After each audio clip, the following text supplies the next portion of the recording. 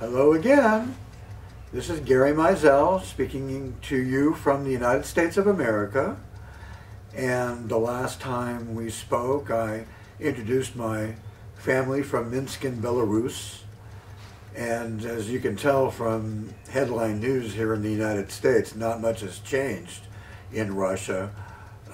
My father's great-grandparents, as I mentioned before, died in prison, and his parents, Abraham and Lena Myzailovsky, immigrated from Minsk, which is the capital of Belarus, to the United States. And as the final recap is that if you're the most powerful family in Russia and you're wealthy Jews interfacing with the community, making matzah for the Jews and bread for the Christians, and there are Muslims in Russia too. Probably we were serving them if they were in our neighborhood. So if you defy Tsar Nicholas II, no matter whether you're wealthy or not, he sent the Cossacks in and forced my grandfather to come to America in 1900. So if you're the most powerful family in Russia and you show up at Ellis Island in 1900, then the government knows who you are, and they settled us in Omaha, Nebraska. And then when my grandfather accumulated enough investment capital, they moved us south in 1915 to Tulsa, Oklahoma, the oil capital of the world, where my grandfather was introduced to the wealthy Jewish families in Tulsa and was able to partner up with them, use their expertise, and become wealthy and live in a neighborhood where his modest home was interfaced with some of the great mansions in Tulsa. So with that recap, I want to talk about my mother's side of the family. My grandmother, Adele, was born in Hungary, and my grandfather, Harry, was born in Poland. What united them was the Holocaust. They were both escaping Hitler. I'm not exactly sure how Hungary and Poland met, but it was probably on a train or in some inconvenient environment. My grandmother was quite attractive. My grandfather was very handsome. So here I am, an average-looking guy. I'm a combination of very good-looking people on my mother's side, Grandma Ida and Grandpa Harry, and some very unattractive people on my father's side, my father Sam and his brother Morris. So my mother was in a predicament. She was a very beautiful woman. We have an article about my mother from 1944 in the Milwaukee Sentinel. She was born in Milwaukee, and she was a singer and a songstress and a pianist, and she was on her way to a major career. We uploaded an article about my mother from 1944, and she was the current girl for the U.S. Army, and she was inspiring a lot of soldiers at Camp Murphy, Florida. She was hired to perform at the wedding of Walter Pidgeon, a Hollywood star in Bel Air. He was getting married in Bel Air, which is the most exclusive area of Beverly Hills. My grandfather, Harry, Grandpa Harry, was a donut maker at UCLA, and my grandmother, Grandma Ida, was a seamstress. So they lived in Los Angeles, and we lived in Tulsa, Oklahoma, and then we would go to LA to visit them or fly them to Tulsa to visit us. My mother was singing at the wedding of Walter Pidgeon, and some women who had been invited to that ceremony were friends with my father. My father was a very unattractive guy, but very wealthy, because the government had made his side of the family quite well-to-do. So they took a picture of my mother. They captured her image and showed Harriet Berg, short for Tugendberg, to my father, who immediately fell in love with her and wrote her letters and had somebody write poetry on his behalf that he signed. So my mother thought he was a poet, and he was really very wealthy. So they met, and my father proposed to my mother. Unlike the last show where I was getting signals about timing, the producer and cinematographer of this moment in time has provided a time clock for me here, so I can keep track without losing my time place. And of course, this is my only drug, caffeine and sugar.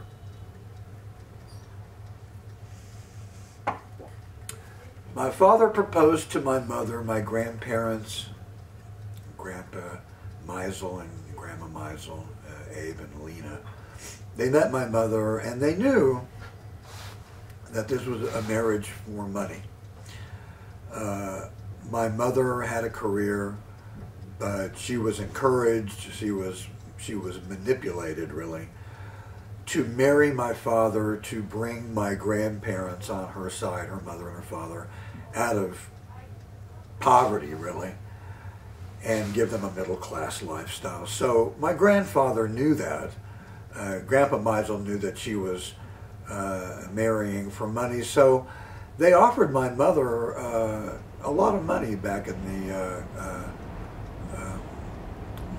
early 50s. I think this was like 1950 or 1949. They offered my mother $10,000 in cash to take the money and leave and make her career and not marry my father, because they felt that it would be an unhealthy marriage when she's marrying a guy that doesn't really have much class and is certainly not handsome. And she was really beautiful, and her 5-year-old face on the milk bottles in Milwaukee sold milk. I mean, my mother was so pretty even as a child that they used her as a 5-year-old model to sell milk in Milwaukee. And then, you know, she progressed into a songstress, and she was really quite an accomplished singer. So, you know, when her career began with Walter Pidgeon, you can imagine that she was really heading for quite a career. But she decided that my father was a nice guy, and she wanted stability, and she wanted to raise a family. So she married my father. And it was not a good marriage, but it was a long-lasting marriage until, I think, they were married from 1950 until 1975, and then they got divorced in 1975 when my sister, my younger sister, had reached an age, 15, when my mother felt she could survive a divorce. And then my mother spent the last years of her life trying to find a man, and not really succeeding, because she was at the end of the line for her beauty, and the kind of men that she was attracting were not the Errol Flynn type, if you know what I mean. So she devoted herself to trying to educate me. My mother was a very ambitious woman, and if she couldn't be a successful singer, then she wanted to be the best mother in the world. So she was really quite a great role model, a great educator. She bought books on Adele Davis so she could study health food, and we were raised with natural food, raw milk and honey, you know, from the comb. My mother did everything she could to raise healthy children. I think I was almost 14, maybe 15 years old before I realized that Coca-Cola wasn't prune juice mixed with club soda. She tried to prevent me from having any sugar. All of our meals were oatmeal and grain and eggs and just everything healthful. So she devoted herself to our physical health, and then she was looking for clues as to where our aptitudes might be. So, when I was 5 years old, I was in kindergarten at Paul Revere Elementary School. And as a 5-year-old, they passed out brown paper, like mache, something that you would wrap a gift in or wrap a box in. They just unrolled all this lengthy brown paper and passed paint around to all the kindergartners. So I had this piece of brown paper in front of me, and I was thinking of an image that I could paint as a 5-year-old. So I spent the class doing my painting, which was probably, I guess maybe that wide. How wide is that? Maybe 4.5 feet wide, and maybe that high. So 3.5 feet high and 4.5 feet wide. And I spent a very concentrated period of time in kindergarten that day painting my vision. So I came home with my painting at 5 after spending the age of 4 in the class of my rabbi's wife. Miriam Kahn ran a very advanced nursery school. So at the age of 4, I was in nursery school with Miriam Kahn, who was very motherly and very beautiful and gave a lot of attention to the children. So we had a kind of nurturing that most people didn't have. So by the time I was 5 and had entered into kindergarten, I had a lot of love inside me. And my mother told me that when we were growing up on 19th Street in Tulsa, they had created a rose garden. And so we had roses surrounding our home there. And I was playing in the rose garden, and I was trying to pick a rose, and the thorn of the rose penetrated my finger. And I was bleeding from a rose stem. My grandfather, Harry, Grandpa Harry, looked at my bleeding finger and pulled up every rose in the garden. He eradicated all of the roses for making his grandson bleed. That was the kind of love that I grew up with. And my grandmother was just as loving in her own way. So if you have a background where you're not seeking love and you're not seeking nurturing, you're a complete person as far as how you feel about yourself, it's possible to have a more visual or universal point of view. So here I am with this brown paper and all these paints. And I rolled up my painting from kindergarten and took it home. And my mother unrolled it. And she was stunned, I would say. And she asked me, what was the vision that I had for this painting? She didn't call it a masterpiece because I wouldn't have understood that word as a 5-year-old. But she was extremely impressed and wanting to know what the impression was, what the inspiration was for this painting. So I said, when we were on the airplane flying to Los Angeles to visit Grandpa Harry and Grandma Ida, I was looking out the window of the plane. And I saw all of these squares, all these different colored squares. And I wasn't sure what they were, but it was the entire ground of the earth. I didn't use the word earth, but I was describing the view from the window seat of an airplane, and my mother recognized it as farmland, separated into squares by fences, and colored with different farmland colors, the color of grass and the color of dirt and the color of hay.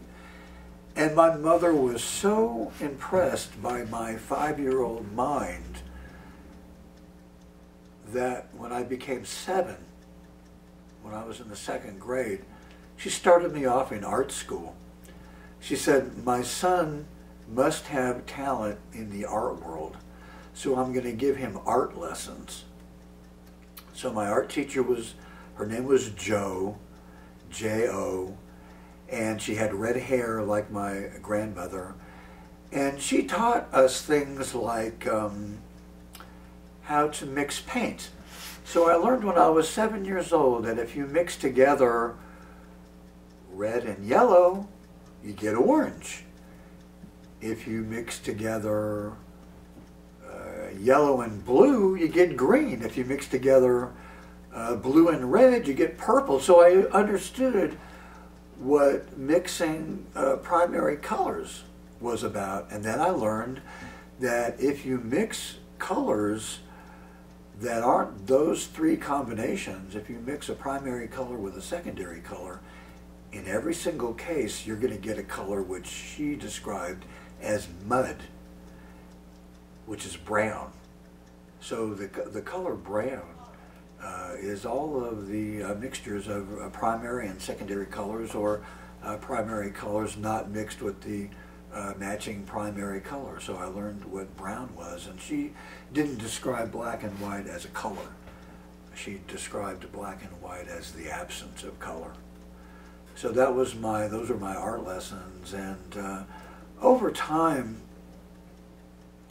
I proved that I had no ability to be an artist. I couldn't draw, I couldn't really capture anything that would be considered photorealism. I couldn't capture just, simple visions of people or objects. I just didn't have that ability, except on one occasion when I was in the 2nd grade. I remember my 1st grade teacher, Mrs. Hedberg, and I remember my 2nd grade teacher, Mrs. Palmer, and I remember my 3rd grade teacher, Mrs. Townsend. And so when I was in the 2nd grade, we were learning Jack and Jill, and they wanted us to draw a picture of a bird. And so I was sketching my vision of a bird, and I was observing my hand draw a bird, and it was a magnificent wing. I was able to capture a bird in flight with a sketch that was the quality of an accomplished artist. I did that one time, and I could never do that again. I never had the ability to do that, so I don't think I really had the ability to do it even once. The time when I drew the bird wing, it came from outside of myself. My grandma Ida was a poet. She was a seamstress. She taught me how to sew. My father bought her first sewing machine, a sewing machine. And my mother was a singer, so it matched up well with that. But this is what I remember about my grandmother. My bedroom was adjoining my sister's bedroom. I had a blackboard on my wall, which was a green board. It was a blackboard, but it was green. And we had white chalk on my green board, and then there was a record player in my bedroom. And my grandmother was sleeping in my sister's room, and my sister was sleeping with my parents. On 3 or 4 occasions, I was woken up by my grandmother coming into my bedroom in a trance. My grandmother spent much of her life in some kind of a trance. She was freckle-faced with red hair. I learned later on that red was the very first color that came into our universe because red has density. So red is the most dense color, then blue came after red, which is less dense, and then yellow came after blue, which is the least dense. Those are the only 3 primary colors. And my grandmother was a redhead, and she had freckles. And I learned later on that my grandmother's freckle face represented particles in the atmosphere, particles in the universe. All thoughts have a lineage of the fragments that created them, and you live in a universe that's composed of particles. When you breathe, you're breathing in oxygen molecules. That's many, many particles of oxygen molecules. So the clock is saying 10 minutes, and I want to tell you what I experienced from my grandmother. My grandmother came into my room in a trance. She walked over to the green board and picked up the chalk, and she began sketching on my green board. I'm watching this as a 7-year-old child, watching my grandmother draw with chalk on my green board. It was a very long experience, 20 to 30 minutes long, and at the end of it, she put down the chalk and walked out of my room, leaving on my green board an absolutely perfect description of a swan. My grandmother could paint only one thing, and that was a swan, and she did it expertly. This happened 2 or 3 more times during my lifetime. It's impossible to forget an experience like that. My mother had a Oldsmobile Delta 88, and we were all speeders. One thing that defined us was when we had a car, we always went fast. I always think fast and drive fast, and my father drove fast and my mother drove fast. And my mother was driving her Delta 88 convertible down the turnpike in a mist. And so the turnpike was slick, and my mother was driving way too fast on a slick highway, and her car hydroplaned. Her Oldsmobile Delta 88 flew off of the turnpike upside down. This is before seatbelts. The car turned upside down, landed in a ditch, was completely totaled. The car had to be towed away by a tow truck. My mother walked out of the ditch unscathed, walked out of an absolute wreck, walked out of a ditch unscathed, flagged down a highway patrol car, and the highway patrol took my mother home while a tow truck towed away the car to a salvage yard. Later on, I was connected to 2 88s. One was Dallas Cowboy wide receiver Drew Pearson, who was a walk-on for the Dallas Cowboys coming from my alma mater, the University of Tulsa, Golden Hurricane. He played on the same team as Howard Twilley, who was drafted by the Miami Dolphins. So Howard Twilley played for Miami. He was a Golden Hurricane in an area, in a region where hurricanes were present. Drew Pearson played for the Golden Hurricane. He was number 88. He played in the Super Bowl with a player called Lynn Swann. And that was the swan that my grandmother drew on my chalkboard. So number 88 Lynn Swann and number 88 Drew Pearson, named after a journalist. And I have a master's degree in journalism. Lynn Swann was the swan. They were both number 88, both tying in to my mother's Delta 88. And the swan of Lynn Swann later became the swans in a park on 15th Street in Tulsa. It was called Swan Park. And I learned that a swan lives, breathes outside the water, but lives in the water.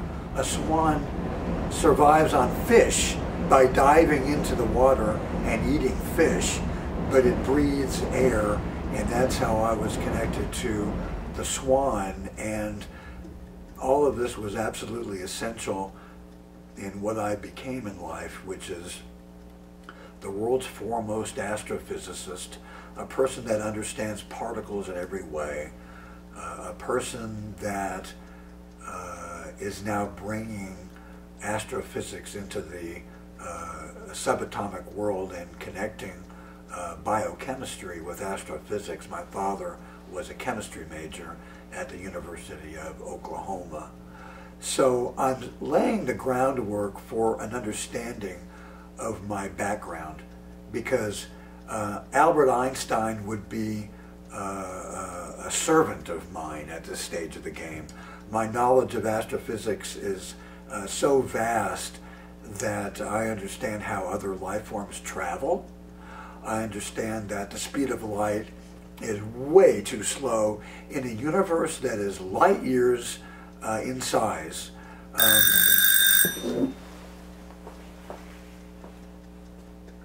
So I have no more time to wrap this up. I have 4 more minutes? All right, I have 4 minutes to say what I have to say, which is the universe is gigantic. It's a million light years in every direction.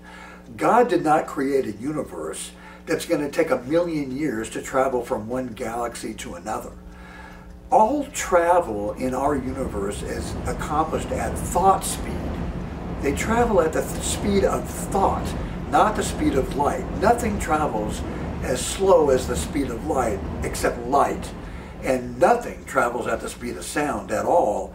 And that is a big, big problem in our universe, because sound is far too slow. But if you were to listen to sound that takes place when novas collide and supernovas explode, your eardrums would be shattered into a million pieces, which is something that I covered when I was talking originally. I'm setting up the next show where I'm going to talk about astrophysics at a level that no human being can talk about, that no life form in the universe can talk about. The human being is the most advanced life form in the universe, and I'm the most advanced human being in history. And this happened over a course of my lifetime, and now I've given you the foundation for how I'm able to understand all this. My grandma Ida was the Big Bang. She represented a state of being in a trance at all times, and whenever she would see my sister and me, she would explode into an ecstatic point of view. She would be in ecstasy to see my sister and me, because she was expressing the incredible, amazing experience of viewing the Big Bang, the creation of the physical world, the world of matter, which was preceded by the world of consciousness. And I span both worlds. I go to the beginning of the universe, starting with thought fragments, and expanding now to the subatomic world, where I'm taking astrophysics into biochemistry, where we will eliminate cancer and we will power up white blood cells so they'll have the power to kill cancer cells. And this is the future that you can expect. The technology to do all this is being provided by my friends in the atmosphere. It's not being provided by equipment that's being manufactured. So with that, I will wish you a happy and healthy period of time until we have a chance to speak again.